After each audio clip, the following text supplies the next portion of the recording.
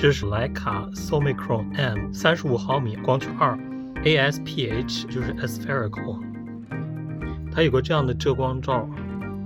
这个镜头呢是黄铜的，然后是非常沉的，比那个黑板的要沉。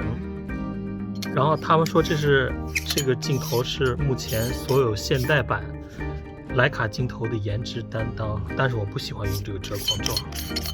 这就是35毫米的。然后这个是徕卡50毫米 Elma M 光圈 2.8， 这个可以伸缩，所以它非常小，非常便于携带。就把它拉出来，这样一旋转，它就定住了。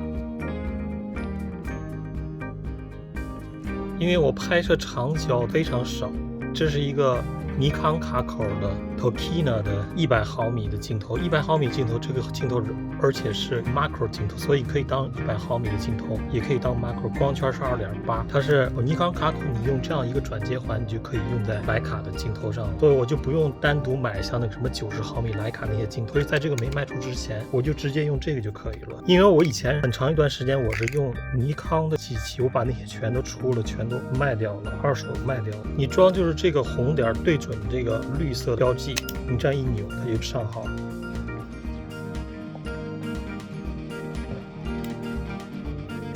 你卸下来的时候，你把这个一按，一旋转就下来了。然后这个是尼康卡口的 Tokina 的一个80到400毫米的光圈4.5到5.6的一个镜头，你也可以用同样的卡口装到徕卡上。同样的，你把这个标记对准那个红点，一旋转就可以。我现在光圈就停在4.5上。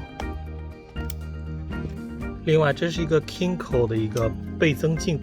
说是倍增镜吧，它其实是1.4倍放大镜。这个100毫米的镜头，如果你加了这个呢，那变成了140毫米。然后这个 Kinko 呢和这个 Tokina 是同一间公司，你加了这个倍增镜，其实我叫它倍增镜，其实1.4不是那个乘了2啊，是乘了1.4。它有一定的画质降低，但是降低的应该不，因为它是同一个公司。而且这个倍增镜里头你要看啊，它是有镜头的，这旁边有一个标记和这个标记。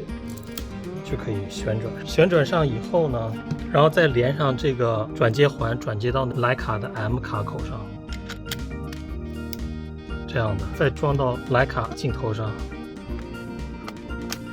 那这是100就变成了140。那你这个80到400毫米的这个镜头呢，如果你加了这个1.4倍增镜的话，那80就变成112，这个变成560，然后再把这个装到这个80到400。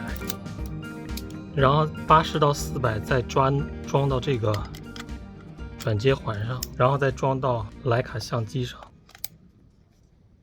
我三脚架就预设在这个位置，拍的话它都是同一个位置。下面的所有的那个样片呢，都是 JPEG 洁癖机相机直出的。